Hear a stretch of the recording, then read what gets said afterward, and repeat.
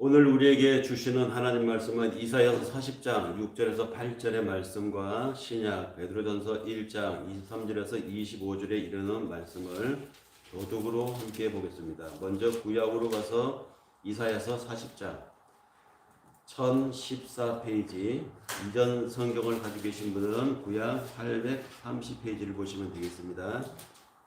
이사야서 40장 6절에서 8절에 있는 말씀, 제가 먼저 6절을 읽겠습니다.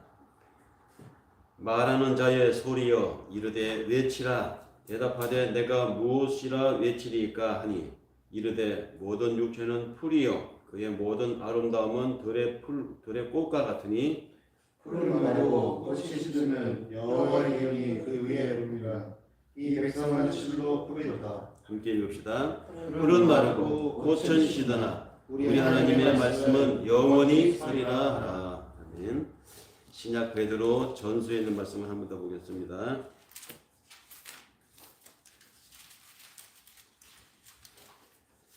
베드로전서 1장 23절에서 25절에 있는 말씀, 신약 페이지 378페이지, 이전 성경으로는 326페이지에 있는 내용입니다. 22절에서 25절, 제가 먼저 23절에서 25절, 제가 먼저 23절을 읽겠습니다. 너희가 거듭난 것은 썩어질 씨로 된 것이 아니요 썩지 아니할 씨로 된 것이니 살아있고 항상 있는 하나님의 말씀으로 되었느니라. 그러므로 모든 육체는 풀과 같고 그 모든 영광은 풀의 꽃과 같으니 풀은 마르고 꽃은 떨어지되. 함께 읽읍시다. 오직 주의 말씀은 세세토록 있도다 하였으니 너희에게 전한 복음이 곧 이 말씀이니라. 아멘.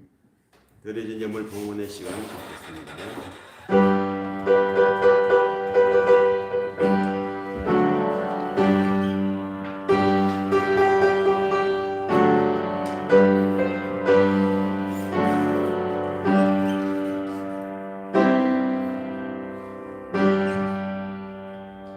모든 것이 주께로부터 왔으니 이 예물을 주께 바치나이다. 우리의 들고 나는 것을 아시는 아버지 하나님, 무엇 때문에 달리고 무엇 때문에 일어났으며 무엇 때문에 감사한지 우리 주께서 다 아시는 바, 저들의 처지를 살피시고 필요한 것을 채우시고 소원한 것을 아시는 바, 속한 시일 내에 응답이 있기를 원하며 귀하게 드려진 예물이 사용되는 것에도 하나님의 능력이 함께 하실 줄 또한 믿으며 우리 주 예수 그리스도의 이름으로 감사하며 축복하며 기도드립니다. 아멘.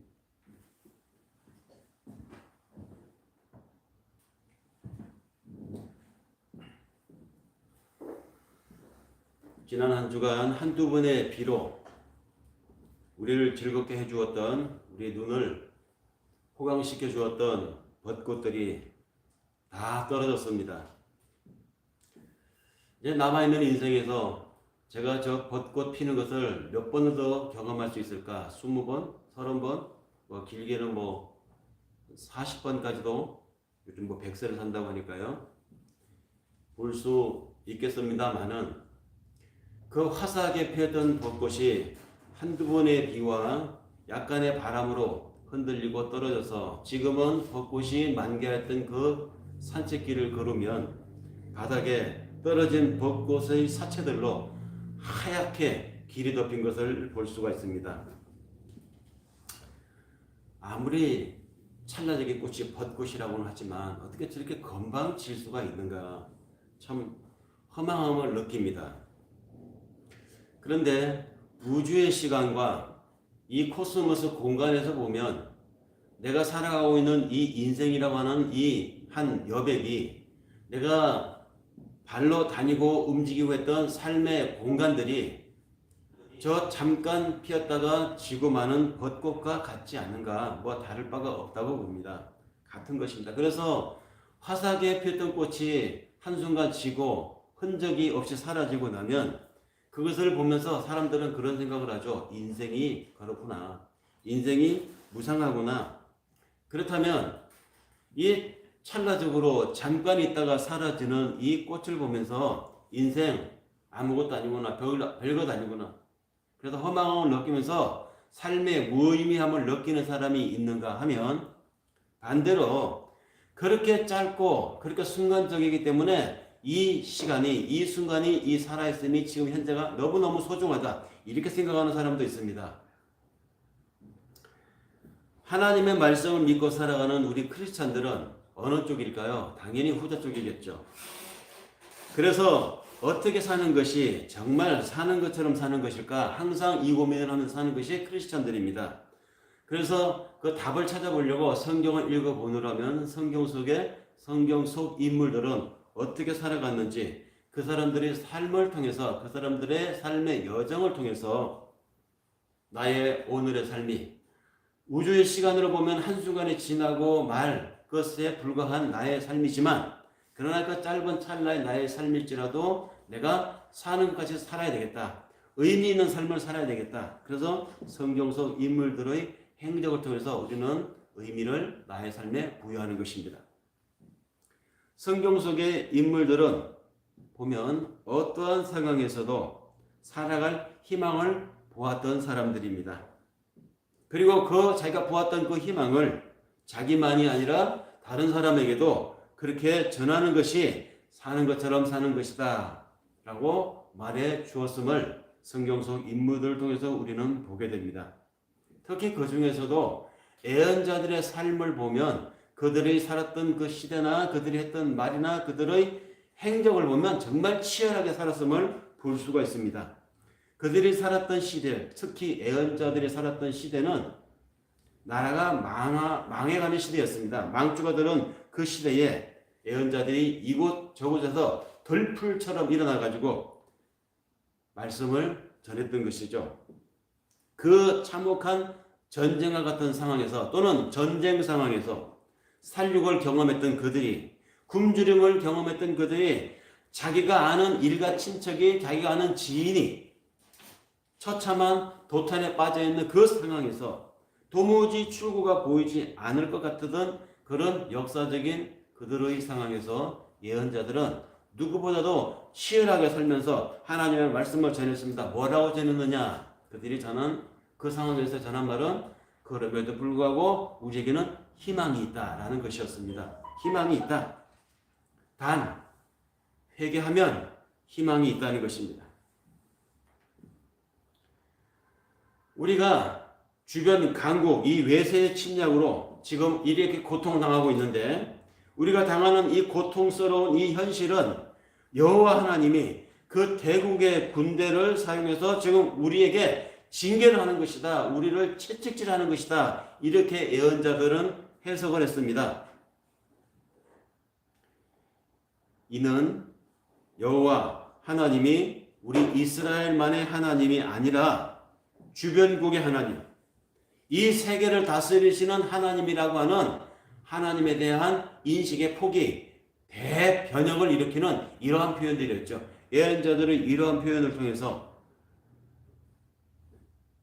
이스라엘만의 하나님, 우리 민족만의 하나님, 우리들만의 고유한 여호와 하나님이라고 하는 그 발상이 실은 그 하나님이 우리 이스라엘 민족만의 하나님이 아니라 저 바벨론 제국까지 들어서신 하나님이었구나. 아수르 저 대제국까지 들어서시는 하나님이시구나. 그들의 군대까지도 하나님이 필요하시다면 당신의 소품으로 들어서 사용하시는 분이구나. 이런 하나님으로 인식을 하게 된 것입니다. 하나님이 확장되는 것이죠. 아이러니하게도 고난 속에서 어려움이 오니까 그들이 믿는 하나님에 대한 신학이 더 확장이 되는, 더 심오해지는 이러한 계기를, 전환점을 갖게 된 것입니다. 역사 한가운데서 여호와 그리고 이스라엘, 이 민족이 함께 이루어갔던 구원사적인 맥락, 즉 구원신학이라고 하는 것이 있습니다. 그 구원신학이 오늘 우리가 믿는 이 시대에까지 구원사적 맥락에서 성경을 읽어야 한다라는 말을 하죠. 그리스도, 메시아를 대망하는 이스라엘의 구원사적 맥락이 이렇게 형성된 것입니다. 그리고 그 형성된 구원사적 맥락은 그런 관점으로 신약을 읽고 그런 관점으로 구약을 읽도록 하는 하나님의 구원사적인 맥락이 오늘 우리들에게도 그대로 전달이 되는 것이죠. 그것은 그들의 고통 속에서 얻은 삶의 결과였습니다. 이 신학이 바로 이스라엘의 희망의 신학이었습니다. 메시아를 기다리는 신학. 우리가 지금은 고통에 빠져 있지만, 우리가 지금은 어렵지만, 우리에게는 하나님이 준비해 둔 것이 있어. 메시아가 오실 것이야. 이 희망의 신학이 이스라엘의 신학이 되었던 것입니다. 그것을 예언자들은 외쳤죠. 그런데 고대 근동 제국들에 의해서 시간이 지나면서 이스라엘은 점점점 더 망해갑니다. 북쪽 이스라엘이 먼저 망하고 그로부터 150년이 지나서 남쪽 유다 왕국마저 새로운 신흥 강국 바벨론에 멸망당합니다. 그렇게 멸망당한 지 수백 년이 흐르면서 상황은 더 비관적으로 빠져들게 됩니다. 아니, 예언자들이 말하기를 기다리면 된다며 희망이 있다며 이것을 이제는 더 이상 외칠 수가 없게 되었습니다. 상황이 더 나빠졌습니다. 예언자들의 그 희망도 더는 유지하기가 어려워진 상황이 되었습니다. 그러자 다시 또 다른 운동이 일어나게 됩니다. 소위 묵시 문학이 일어나게 된 것이죠. 묵시 문학. 이 묵시 문학이 등장하여 예언자들의 희망을 개성시킵니다. 묵시 문학은 종말을 이야기합니다. 그리고 그 종말이 속히 올 것이라고 기대하게 했습니다. 세계의 종말을 기다린 것이 아니라 이스라엘처럼 작은 약소한 국가들을 억압하고 수탈하는 이 대제국의 멸망이 곧 올 것이다. 이것이 바로 묵시문학의 핵심이었습니다. 묵시문학 예언자들 구약에 보면 다니엘서를 썼던 다니엘 문학, 스가랴 예언자가 썼던 스가랴 문학, 그리고 에스겔 예언자가 썼던 에스겔서 후반부의 문학들은 전부 바로 이런 묵시문학입니다. 그리고 이 묵시문학을 통해서 이스라엘 사람들이요, 힘들고 지치지, 그러나 포기하지 마. 우리에게는 희망이 있어. 예언자들이 외쳤던 그 희망을 묵시문학가들을 통해서 이어가게 했던 것이죠.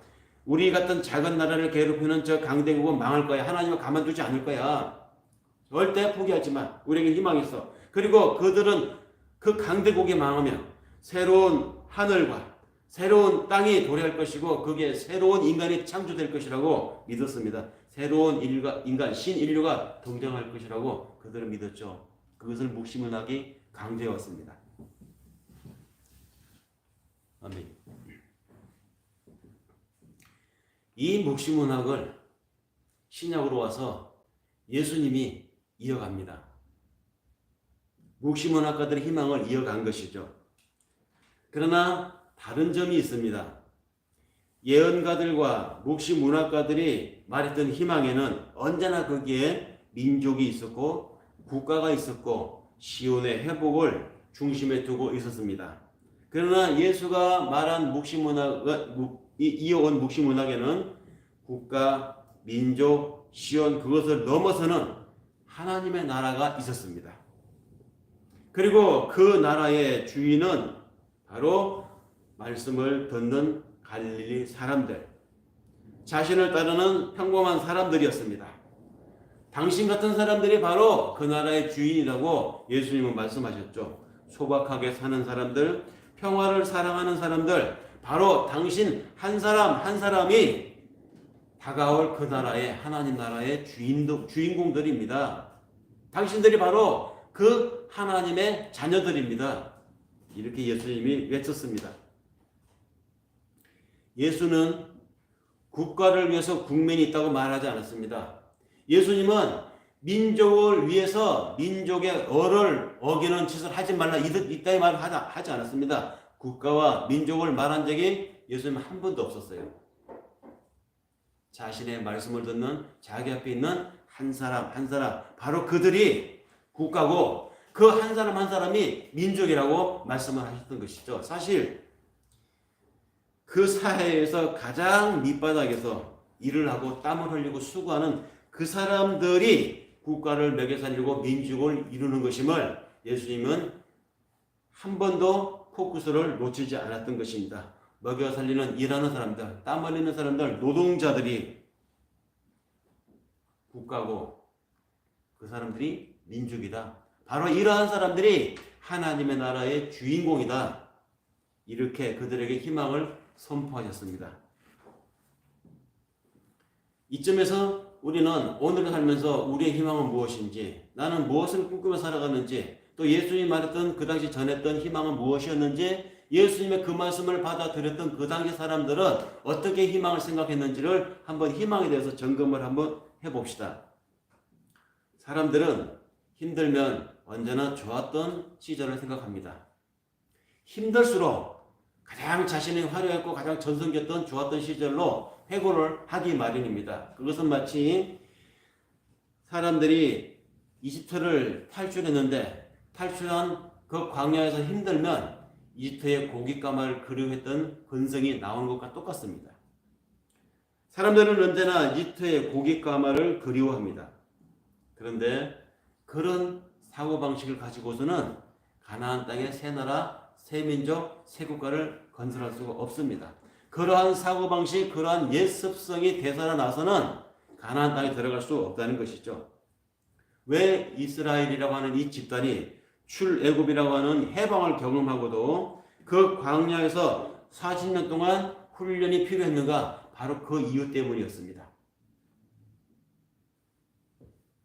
그래서 그 나라에 들어가서 새로운 땅, 새로운 하늘, 새로운 사람으로 살아가려면 그러한 환경에 너희가 처하게 되면 하고 예언자들이 그 가나안 땅에 들어가서 나라를 이루고 새 민족이 되어서 살아가는 그들에게 외쳤던 말이 뭐였습니까? 정의가 강물처럼 흐르게 하라고 예언자들이 그렇게 외쳤습니다. 즉 예언자들이 외쳤지만 실은 그들의 입을 통해서 하나님이 말씀하신 것이었죠. 그리고 예수님도 그렇게 말씀하셨습니다. 하나님과 물질을 동시에 섬길 수 없다. 신과 만몬은 함께할 수 없다고 예수님도 말씀하셨습니다. 두 주인을 섬길 수 없나니 하나님과 재물을 어찌 겸하여 섬길 수 있느냐. 이를 사랑하면 저를 경히 여기고 저를 사랑하면 이를 경히 여길 수밖에 없는 것이 우리 사람의 속성인데 어찌 신과 만몬을 겸하여 섬길 수 있느냐. 예수님 하신 말씀도 예언자들이 한 말과 같은 맥락의 이야기였습니다. 같이 섬길 수가 없습니다. 성경은 찬찬히 읽어보면 곳곳에서 한결같이 돈과 명예, 저급한 탐욕이 당신 인생의 주인이 되지 않도록 조심하고 또 삼가하고 경계하라고 줄곧 이야기하죠. 희망이 잘 사는 것을 말하는 것이라면, 희망이 자기를 개발해서 자기 성취를 이루는 것이라면 그것은 성경을 잘못 읽은 것이고 그런 것에 맞춰서 성경 말씀을 부분적으로 발췌해가지고 믿고 되뇌이며 자기 암시한다면 그것은 하나님의 성경을 주신 본 정신을 모독하는 것입니다. 그러면 자기 성취나 잘 사는 것이 희망이 아니라면 그러면 무엇이 희망일까요? 정신적인 고향이 희망일까요? 자기 수련이 희망일까요? 어떤 종교에서는 그렇게 말하는 데도 있습니다. 정신 수양원에서 자기 득도에 이르게 되면 자기로부터 해탈할 수 있으니 그것이 바로 자기를 완전히 벗어나는 것이다. 이것에 이르도록 정진 수양하는 것이 우리 종교의 특징이다. 이렇게 말하는 그런 종교 집단도 있습니다. 하지만 성경은 물질 풍요에만이 아니라 정신적 고향에도 희망이 있다 말하지 않습니다. 정신과 물질의 이분법적 대립을 성경은 말하지 않기 때문입니다. 성경은 그럼 무엇을 희망으로 말하는가? 성경은 사람과 사람 사이에서의 희망을 이야기합니다. 사람과 사람 사이에 존경이 있다면 그 사람들에게는 희망이 있다. 사람과 사람 사이에서 서로 지지하고 응원함이 있다면 그 집단에는 희망이 있다. 그 공동체는 살만한 희망이 있는 공동체고 가능성이 있는 사회라고 예수님은 말씀하셨고 성경도 말씀하셨습니다. 예수님의 천국 운동, 그것도 따지고 보면 사람들 사이에서 일어난 일이었습니다. 길가 돌멩이 같은 그런 사람들을 주님은 응원하고 지지하여 일으켜 세우셨습니다. 그런 사람들을 가리켜서 신의 자녀라고 용기를 주었습니다. 당신 같은 사람들이 바로 하늘나라의 주인이라고 말씀하셨습니다. 예수님의 이러한 가르침은 그 당시나 오늘이나 마귀의 지배하에 놓여 있었던 사람들에게 큰 충격이었습니다. 세상 마귀의 시스템이 작동되는 세상에 살아가는 것에 익숙해졌고 젖어있고 그러한 가치관에 물들어 왔던 우리들의 사고방식으로 보면 예수님 이 말씀은 사실 안 맞는 말이죠. 마귀의 지배가 마귀의 시스템이 작동되는 세계가 어떤 세계입니까? 양육강식의 세계잖아요. 경쟁의 세계죠. 승자의 세계입니다. 이기면 모든 것이 다 통한다고 하는 세계입니다. 그래서 사람들이 이기려고 하고 사람들이 재물을 축적하려고 하고 그래서 경쟁을 하는 것입니다. 그런데 그 경쟁 시스템, 마귀적 시스템이 작동하는 세계에서는 예수님이 이 말씀이 안 먹힙니다. 예수님은 그래서 죽은 거예요. 하나님이 그래서 사람들에게 살해를 당한 것입니다. 그러나 선악의 가치가 전도되어져 가는 그 당시 세계, 이 세계는 오늘도 그렇게 진행되고 있지만 그럼에도 그런 세계에도 하나님은 살아계시고 그 하나님이 다스리고 계심을 고백하도록 예수님은 그 당시 사람들에게 마음에 신성을 불러일으켰습니다. 그리고 그런 세계가 분명히 존재하고 우리에게 닥쳐올 것임을 확신하게 하셨습니다. 그래서 말씀하시기를 여러분들 당신들 사이에서 원수된 것을 풀어야 합니다. 그리고 원수들에게까지 여러분들은 이웃이 되어 주어야 합니다. 이렇게 말씀하셨던 것이죠. 여기서 예수님 말씀하신 원수는 어떤 것을 말합니까? 원수는 그냥 철천지 원수를 말하는 것이 아닙니다. 적국 일본과 한국이 갖고 있는 서로 반일 감정, 서로 혐한 감정 이러한 것을 말하는 게 아니에요. 여기서 말하는 원수는 빛을 냈는데 그 빛을 갚지 않아서 빚진 사람을 얘기합니다. 그 당시 고대 예수님 당시까지도 유대인 사회에서는 자신이 빛을 빌 때는 뭔가 저당물을 잡혀요. 땅을 잡히든지 아니면 재산 될 만한 것을 맡기고 돈을 빌렸는데 그 돈을 갚지 못하면 그 잡혔던 것이 그 사람의 것이 됩니다. 그런 것이 잦다 보니까 사회의 빈부의 격차가 커지고 그래서 다 잡힌 것을 저당 잡히고도 남은 빚을 갚지 못해서 남은 빚쟁이, 이 빚쟁이를 가리켜서 원수라고 했습니다. 그러니까 예수님이 원수를 사랑하라 이 말은 저 사람이 너한테 진 빚을 봐주라는 것입니다. 모두가 겪는 불행에 대해서 서로 비난하지 말고 서로 봐주어야 파괴된 공동체가 회복될 수 있었기 때문에 주님은 원수를 사랑하라 이렇게 말씀하십니다. 왜 그렇게 말씀하실까요? 인생 짧기 때문입니다. 한순간에 졌다가 한두 번의 비와 바람에 다 후두둑 떨어지는 찰나적인 벚꽃의 인생처럼 긴 안목에서 우주에서 봤을 때 우리 인생도 정말 찰나적인 것입니다. 그 짧은 찰나 인생을 미워하고 증오하고 폭력을 일삼으며 사람들에게 상처를 주면서 살기에는 너무 아까운 찰나적인 인생이기 때문에 주님은 서로 좀 봐주면서 부족해도 좀 안아주면서 서로 안고 봐주고 품어주고 살라는 것입니다. 그 비유를 주님은 이렇게 말씀하셨습니다. 아침에 피었다가 저녁이면 아궁에 던져질 저 덜풀을 보라. 하늘을 나는 저 새를 보라. 다 하나님이 먹이시고 하나님이 입히시고 하나님이 관리하신다. 그런데 여러분들이 솔로몬이 입은 옷이 비단 옷이라고 솔로몬이 살았던 왕궁이 화려하다고 그 왕궁을 부러워하고 솔로몬이 입었던 옷을 입는다면 성공한 인생이라고 말을 하지만 내가 보기에는 그 솔로몬의 화려함도 하늘을 나는 저 새나 잠시 후면 아궁에 던져질 저 덜풀보다도 못하다. 내가 보기에는 사람이 만드는 인위적인 그런 아름다움보다도 하늘을 나는 새 덜풀의 한 인생을 한 자기 삶을 살다가 조만간에 아궁에 던져지는 그 덜풀이 더 자연스럽고 더 아름답다. 하나님이 이렇게 관리하고 하나님이 이렇게 봐주는 모든 삼라만성이 이와 같으신데 너 인생들이 무엇을 얻었다고 무엇을 얻겠다고 무엇을 가지고 있다고 먹이고 어시되고 다른 사람을 우습게 살면서 사느냐 이 얘기입니다. 이런 예수님의 언어들에서 진짜 어떤 것이 아름답고 무엇이 기쁨인지를 우리로 알게 합니다. 복수하고 대결하면 결국에 이길 것이라고 말하는 것이 아니죠. 당신들처럼 저 덜풀들처럼 저 날아가는 참새들처럼 사는 것이 그게 진짜 행복하다는 말씀을 예수님은 하신 것입니다. 그렇게 사는 것이 진짜 아름다운 것이라고 말씀하고 계시다는 말이죠.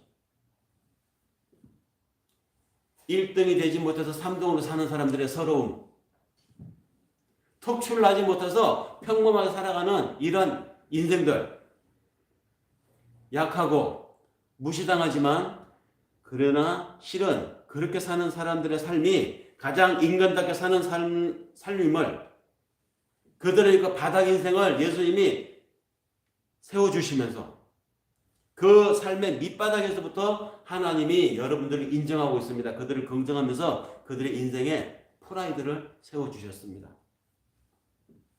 이것이 예수님이 바라보신 성공적인 인생의 희망이었습니다.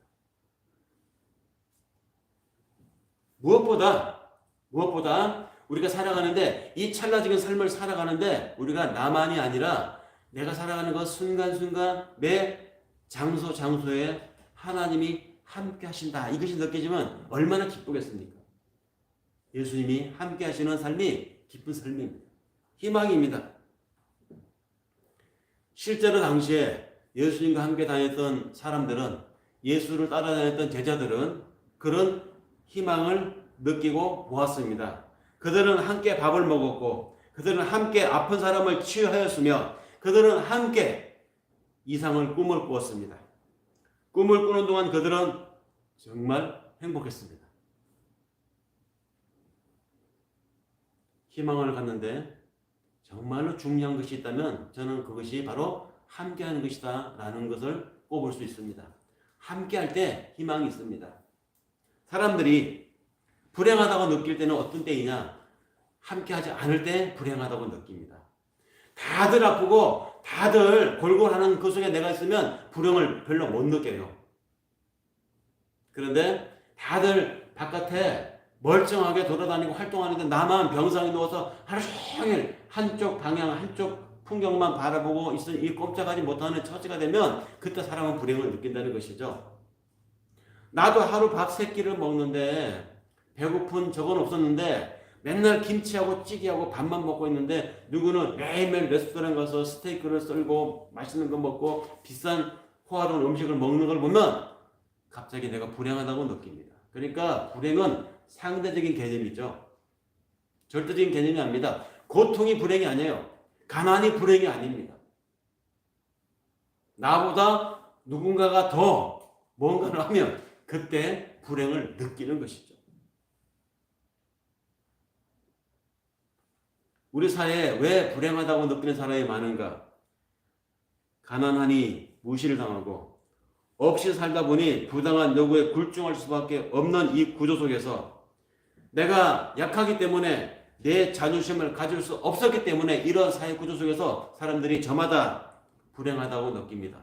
우리가 보기에는 한 20억 재산을 가지고 있으면 그만하면 중산층이고 부러움 없이 살만하다, 저 사람 참 행복하겠다라고 생각을 하는데, 그 20억 가진 그 사람은 이전에 100억대, 200억대 부자였었어요. 근데 사업이 몇 개 망하니까 몰락을 해가지고 이제 딸랑 돈 20억밖에 없는 아주 가난한 사람이 되고 말았습니다. 이 사람은 가난하다고 생각해요. 자기 불행하다고 생각해요. 그런데 2천만 원, 3천만 원 가지고 동동거리고 살아가는 사람들이 봤을 때는 저 무슨 귀신 씨나를 까먹는 소리냐 이렇게 생각하겠죠. 그러나 그 사람 입장에서 그렇지 않아요. 정말 불행한 거예요. 내가 통장 잔고에 이제 보니 또 돈을 뽑았으니까 이제는 19억 9,900만 원밖에 없구나. 이걸로 비루하게 사는데 죽어야 되겠다. 정말 자살하는 사람이 있습니다. 수십억 잔고를 두고도 자기 인생에 실패했다고 자살하는 사람들이 있어요. 가난은 상대적인 것입니다. 그런데 예수님이 그 당시 사람들에게도 그러한 상대적인 개념의 가난한 것 때문에 자신의 인생이 불행하다고 생각하는 사람들이 있었는데, 그런 사람들을 향해서 예수님이 하신 말씀은 혁명적인 말씀을 하셨어요. 이렇게 말씀하셨죠. 우리가 다 지어가고 있는 팔복 선언 중에서 첫 번째로 하신 말씀이 지금 가난한 사람들 그대들이여 그대들은 가난하니 행복하다. 가난한 자는 복이 있나니 그대들이 하나님을 볼 것이냐 이렇게 말하는 얘기를 오늘날 버전으로 바꾸면 지금 가난한 그대들이여 당신들은 가난하니 행복합니다 이렇게 말했습니다. 예수님이 이 말씀을 그들은 어떻게 받아들였을까요? 가난한 사람이 부자가 될 것이니 행복하다는 말이 아닙니다. 가난하기 때문에 행복하다는 이 말을 어떻게 받아들이겠어요? 가난하기 때문에 행복하다는 거예요. 이 단순한 예수님 이 말은 어마어마한 힘을 가졌습니다. 왜? 가난은 서로를 필요로 하게 만들기 때문입니다. 가난은 서로를 협력하게 만들기 때문입니다. 약하게 살아본 사람이 약한 사람의 처지를 압니다. 아이를 앉혀놓고 공부를 가르치는데 정말 공부를 잘 가르치는 선생님은 항상 1등만 했던 그래서 서울대를 갔던 사람은 그 공부 못하는 아이를 가르칠 때 공부 못하는 아이 눈에서 가르칠 수가 없어요. 그래서 공부 못하는 아이 입장에서는 어려워요. 선생님이 뭔가를 가르치는데 자기는 이해가 안 돼. 그런데 공부를 못했던 아이가 그래도 공부를 열심히 해가지고 중상위권에 올라간 사람이 있습니다. 이런 사람이 공부하는 아이를 가르칠 때요 정말 공부 잘 가르칩니다. 왜냐? 그 아이의 눈에서 그 아이의 시각에서 그 아이의 뭐가 부족한지를 그 관점에서 가르치기 때문입니다. 자기가 이 아이의 이 3류 공부 실적을 알기 때문에 경험해봤기 때문에 잘 가르치는 겁니다.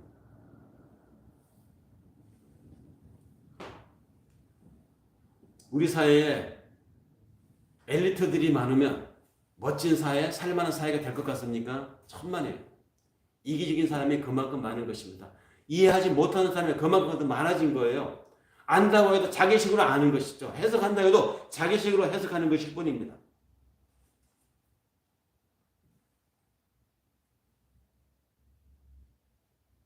예수는 이렇게 희망이 없이 살아가던 그 당시 사람들에게 스스로 희망을 부여할 수 있는 그런 방식을 그들에게 불러 넣습니다. 그러므로 가난한 사람들이여 그대들은 행복하다 이 말은 오늘 우리들이 그들에 적용하면 좀 우리가 부자가 아니면 어떻습니까?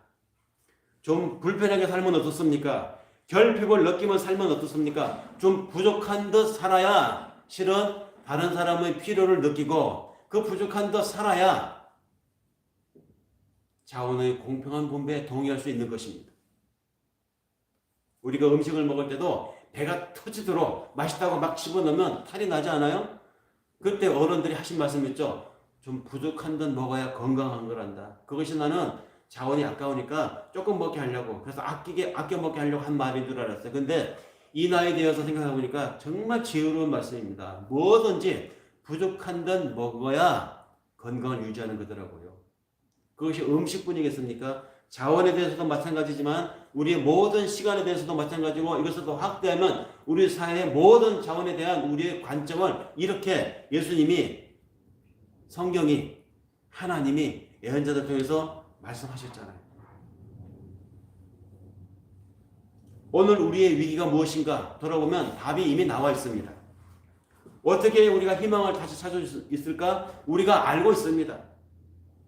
우리 지금 세계가 겪고 있는 이 바이러스 팬데믹은 우리 인류 역사에서 이미 낯선 경험이 아닙니다.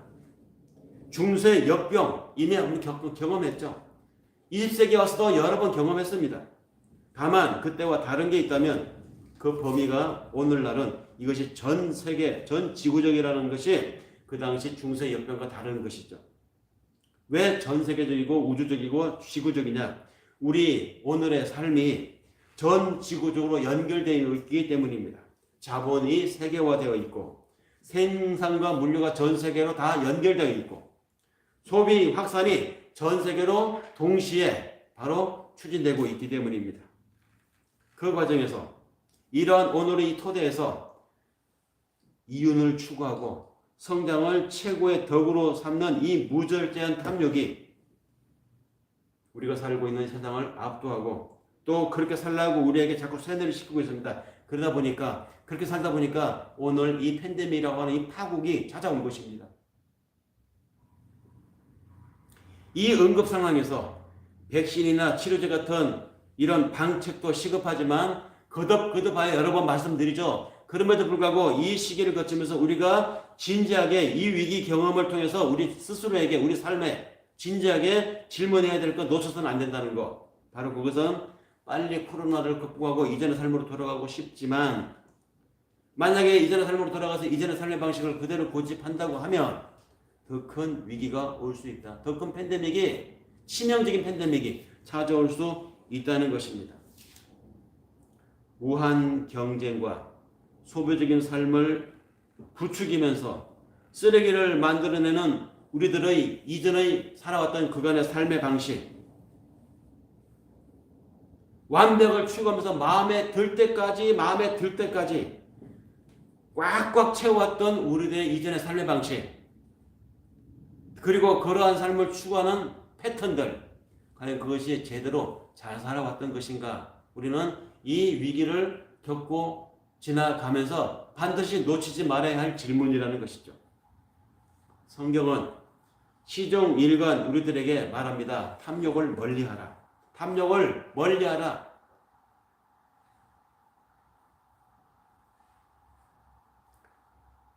이전에 우리의 삶을 돌아보면 가난을 부끄러워하는 삶이었습니다. 소박함은 무식한 삶이라고 생각했습니다. 그래서 가난함을 멀리하려고 했고, 부족함을 게으름으로 생각했고, 소박함을 우둔한 것이라고 생각해서 그러한 것을 상실하면서 살았습니다. 결국 뭡니까? 우리가 욕망을 줄이지 않는 한 앞으로 팬데믹이 지나고 새로운 삶이 찾아온다 하더라도 희망은 없을 것이라는 이야기죠. 새로운 에너지가 개발되고 친환경적인 정책을 펼치는 한들 우리가 현재 누리고 있는 생활 수준을 그대로 유지하려고 하는 한은 희망은 없다는 것입니다. 소박한 삶, 공생의 윤리를 회복하지 않으면 우리에게는 희망이 없습니다. 성경 속에 살아갔던 인물들을 다시 한번 돌아봅니다. 그들은 물질적인 행복과 성공 추구를 삶의 희망이라고 말하지 않았습니다. 오히려 물질적인 삶의 덧없음을 깨닫고 그 물질에 매이지 않으려고 검소하게 살았고 소박하게 살았고 겸손하게 살았습니다. 그리고 그러한 삶이 제대로 된 삶이라고 우리들에게 교훈을 주고 있습니다. 함께 읽었던 이사야 예언자 시대에도 그것은 똑같았습니다. 그래서 이사야가 그렇게 말했죠. 무엇을 추구하고 왕국의 삶을 추구하고 성공을 추구하고 완벽한 삶을 추구하는 여러분들이여, 그 삶이 들의 꽃과 같고 풀과 같은 것이다. 꽃, 풀, 시돈다. 진짜 찰나적인 삶이 여러분들에게 주어졌다고 하면 그 찰나적인 삶에서 여러분 추구해야 될 것이 무엇이냐? 하나님의 영원함을 추구하며 살아야 한다는 것입니다. 하나님의 말씀은 영원하다. 그리고 그 얘기는 이사야가 활동했던 BC 700년 그로부터 800년이 지나서 베드로도 마찬가지입니다. 이사야의 그 말을 베드로가 받아서 다시 이야기하죠. 모든 것이 헛되고 근원적인 새로움이라고 하는 것은 존재하지 않는 이 세상에서 현존하는 모든 것이 위기에 놓여있는 오늘날 같은 이 현 시점에서 우리의 믿음은 어떻게 유지해 나가야 하는가? 그리고 우리가 악망하는 영혼이라고 하는 것은 우리가 어떻게 경험할 수 있는가? 그게 다다를 수는 있는가? 아니 그것을 훼손시키지 않고 유지해 나갈 수는 있는가? 말씀을 정리할 때가 된 것 같습니다. 장자는 그렇게 말했습니다. 세상의 삶은 한바탕 꿈이다.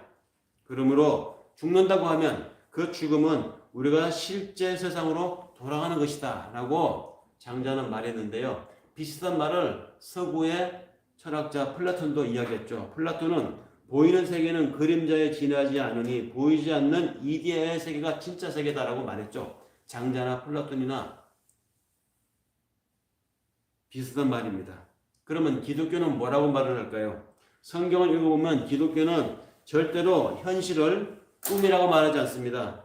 기독교는 현실을 그림자로 보지 않습니다.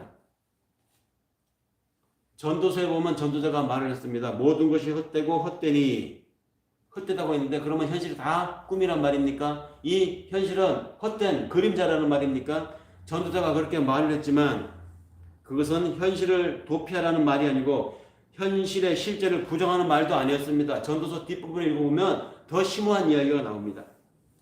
세상의 삶도, 세상의 현실도 진지한 오늘입니다. 십자가가 참된 현실인 것처럼 우리가 사는 오늘의 이 삶도 역시 소중한 시간들이죠. 이 삶의 과정에서 우리는 많은 부침을 겪습니다. 어려움을 겪습니다. 잠시의 성공과 긴 어려움을 우리는 부침을 하면서 내 인생을, 내 시간들을 살아나갑니다. 그 과정에서 겪는 어려움이 바로 우리에게 큰 의미를 던진다는 것이죠. 그 어려움이 인생에 참 의미를 느끼게 하고 그 부침이 우리로 하여금 인생을 성숙시켜 나간다는 것입니다. 거기에 하나님의 함께하심이 우리로 하여금 느껴지게 한다는 것이죠. 그래서 지금 어려움을 살고 있지만, 지금 우리가 팬데믹을 겪고 있지만, 이 시간들 속에서, 이 과정 속에서, 이 오늘 속에서 우리가 하나님의 함께하심이 느껴지기 때문에 우리는 영생, 영원한 삶을 경험하는 것입니다. 보이지 않는 하나님을 사랑하려면 세상의 지배적인 논리, 저 마귀의 시스템이 준동하는 그 논리를 거슬려서 살아야 합니다. 그 가치가 사랑이고 그 추구함이 믿음입니다. 탐욕을 멀리하고 소박한 삶을 살라는 이 성경의 명령은 개인적인 삶의 태도를 넘어서서 보편적 위기에 직면한 오늘 모든 사람들을 향하신 하나님의 메시지이기를 바라면서 오늘 벚꽃 다 져버린 봄날에 그 벚꽃을 보면서 허망함을 느낄 만한 우리 인생들에게 오늘 하나님이 이 말씀을 주신 줄로 믿고 감사하며 오늘 말씀을 마치겠습니다. 기도하겠습니다. 사랑의 아버지 하나님, 하나님의 영원한 시간에 비하면 우리의 시간은 천하직이고 이 우주적인 공간에 비하면 내 사는 삶의 공간은 정말 한 점 먼지 같은 사소하고 보잘것없는 것에 불과하지만 그런 나를 우주의 중심으로 당신의 나라의 주인이라고 우리에게 프라이드를 주신 성령 하나님 앞에 감사를 드리며 그래서 소중하고 그래서 더 의미있게 사용될 나의 시간, 나의 인생을 하나님 앞에 영광으로 돌리기를 원합니다. 당신의 시간으로, 당신의 현장으로 내 손과 발과 내 사역지를 넓혀 주셔서 내가 무엇을 하든지 어떤 것을 꿈꾸든지 거기에 하나님이 있음을 우리로 잃지 않는 인생들이 되게 하여 주시옵소서. 그런 한 주간 인도하여 줄 믿사옵고 우리 주 예수 그리스도의 이름으로 감사하며 기도드립니다.